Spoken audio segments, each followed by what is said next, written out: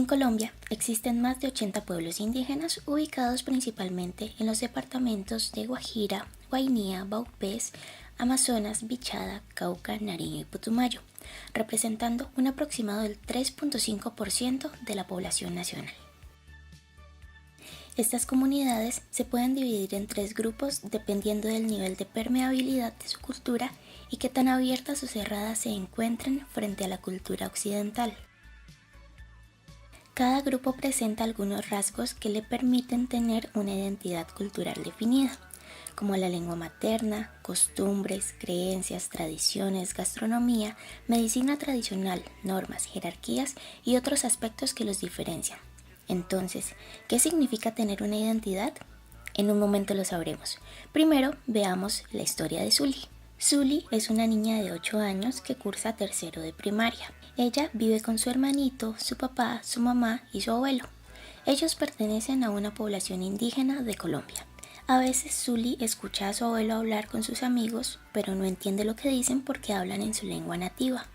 Desde chiquita aprendió a hablar español y es así como se comunica cuando va a la escuela, a la tienda y en su casa. Pero siente curiosidad por los sonidos extraños que dice su abuelo y cuando sea grande quiere aprender a hablar como él. Retomando el tema, ¿qué significa identidad? Veamos. La identidad se puede presentar de diferentes maneras en los individuos.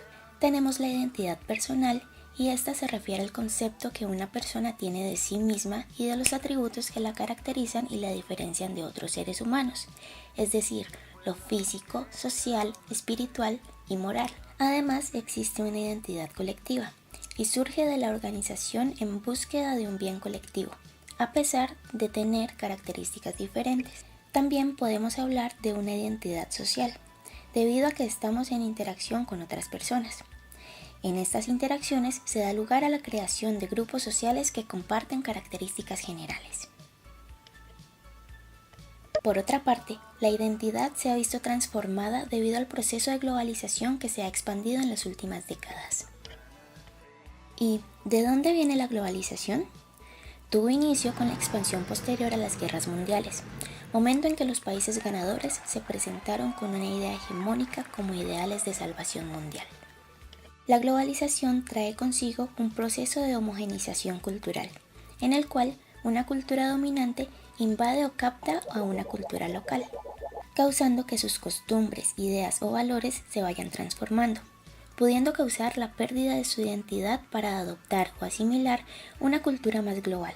A partir de aquí, expresiones culturales como la vestimenta han cambiado. También debemos mencionar diversos medios artísticos como el cine, cuya influencia ha sido de gran impacto. Por tanto, se infunden ideas como que el indio es un ser bestial, ignorante y de costumbres salvajes, mientras que los vaqueros son aquellos salvadores que llegan para libertar a los indios del daño propio que se hacen por ser seres ignorantes.